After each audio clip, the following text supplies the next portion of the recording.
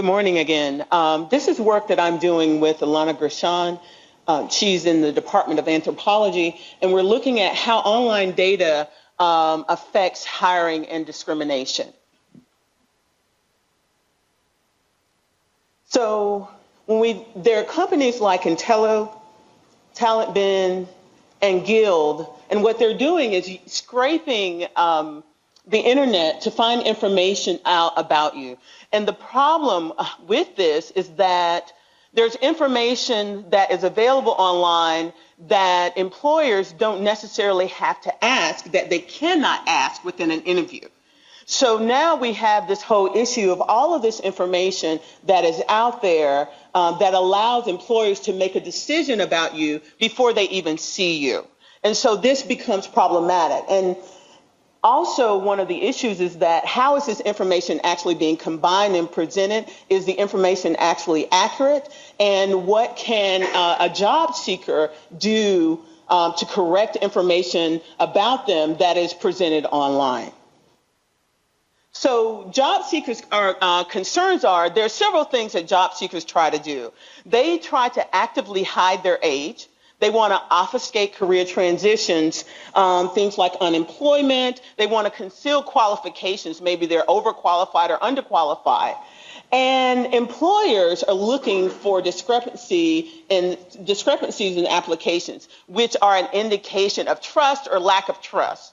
And why this online information is so important is because there was a study in 2012 that basically said, I can learn demographic information about you just based on your music interest. So I can learn things like your age and gender, your relationship status, even your country level location. Okay, so I don't even have to know who you are really, but just based on your likes from Facebook, I have some idea. I can make some inference about who you are.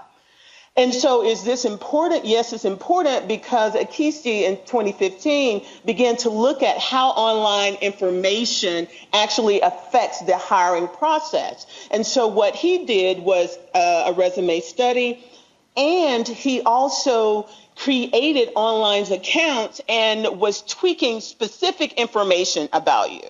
And one of the findings in his report was that religion became ways in which employers were making decisions about whether we're going to call you back or not. So Akisi did the typical resume type study. And so, but there's a limit to those studies now. Those studies basically take your resume, we keep everything static with the resume, and we'll change one aspect. Maybe we'll change your name, maybe we'll change something about that indicates age or things like that, but the resume itself and the qualifications are the same. So resume experiments and bias. So basically we know that there are things related to religion. Changing the name for ethnic sounding names, that has been shown to limit callbacks. And also gender, changing the gender of the individual has all been shown to limit callbacks. But the limitations of this particular research is that hiring is a multi-phase process. And the resume studies only allow us the entry point into the overall process. And so we have a multi-phase process that cannot be captured with this.